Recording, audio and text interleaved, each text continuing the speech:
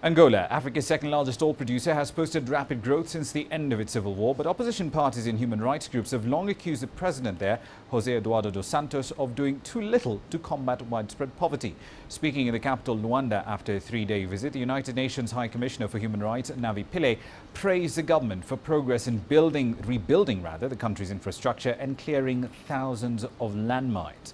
Pillay, however, was quick to point out what she called huge disparities that have developed between the richest and the poorest in Angola. She also mentioned that sometimes harsh methods are used to evict people from land earmarked for development, especially in and around the capital of Luanda.